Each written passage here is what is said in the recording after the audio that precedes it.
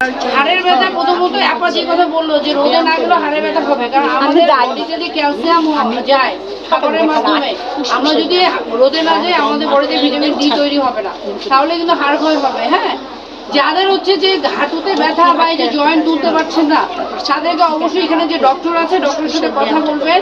সেক্ষেত্রে যদি কোনো বাত থাকে সেটা তারা দেখে টেস্টের মাধ্যমে দেখে বলে ওষুধ দিয়ে দেবে। তাহলে বলতে হবে যে আপনার ব্যথাটা কোথায় কোথায় হচ্ছে, কথা বলছেন সেটা, বা হাতে পায়ে জ্বালা পোড়া যাদের আমি দেখেছি তাদের বডিতে একটা ইউরিক অ্যাসিড বাড়ার কারণে জ্বালা পোড়া হয়, বা যাদের ডায়াবেটিস বেশি আছে তাদেরও জ্বালা পোড়া হয়। তাহলে কেন হচ্ছে এটা যখন আপনাদের এইখান থেকে একটু ডাক্তার দেখবে, সাথে সাথে এই কথাগুলো আপনাদেরকে সুন্দর করে আজকে যেটা আপনাদেরকে বললে ঠিকভাবে বলতে হবে যে আমাদের এই সমস্যাগুলো হয়। আমরা এই শীটের মধ্যে লিখে দিয়েছি সমস্যাগুলো, এবং আমরা যে যে খাবারগুলো নিষেধ করা আছে আমরা সেগুলো লিখে দিচ্ছি যে এগুলো খাওয়া যাবে না। কারণ খাবার তো এখানে একসাথে তৈরি হচ্ছে, তাহলে আপনারা নিজেরাই চেষ্টা করবেন যে ওই খাবারগুলো বিরত রাখতে বা ওই খাবারগুলো একটু কম খেতে। কথা বোঝা গেছে? যাদের কিডনি সমস্যা আছে অবশ্যই আম কাঁঠাল এই জাতীয় ফল কোনগুলো খাবেন বা খাবেন না সেটাও কিন্তু আমরা কথা বলে দিচ্ছি। কথা বুঝছেন আপনি? আর আমরা চেষ্টা করব সব সময় একটু, যে আপু বললো যে একটু হাঁটাচলা করার জন্য। যত ব্যথা রোগী বসে শুয়ে থাকবে তত বেশি যে জয়েন্টগুলো ফুলে যাবে, ব্যথা তত বেশি বাড়বে। আর যে বয়স বাবা, এই বয়সে আমাদের এক্সট্রা মাল্টিভিটামিন ক্যালসিয়াম খাইতেই হয়। কোনো খাবার যতই ভালো খান না কেন আমাদের এক্সট্রা মাল্টিভিটামিন ক্যালসিয়াম খাইতে হবে, সেটা কর্তৃপক্ষ আপনাদের ব্যবস্থা করে দিচ্ছে। হ্যাঁ, আমরা বলে যাচ্ছি এবং ওনারাও জানে যে এটা লাগবে এবং আপনারা সেটা পাচ্ছেন। এখানে অনেক সুন্দর করে আপনাদেরকে ওষুধ, প্রেশারের ওষুধ, ডায়াবেটিসের ওষুধ কিন্তু দিচ্ছে তারা। কথা বলেছেন?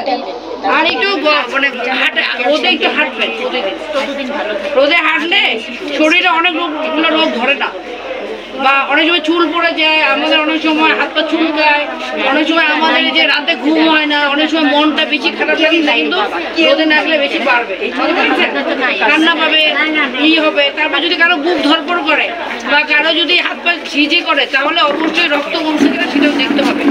তাহলে আমরা কি করব যে তাদের সাথে এই বিষয়টা নিয়ে কথা বলবো যে রক্ত ঠিক আছে কিনা। একজনের দেখলাম যে জায়গায় টিউমারের মতো, এগুলো হসপিটালের বিষয়।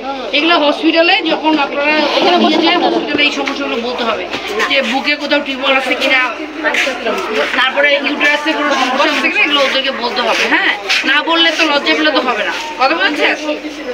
তবে আলহামদুলিল্লাহ আপনারা অনেক ভালো আছেন।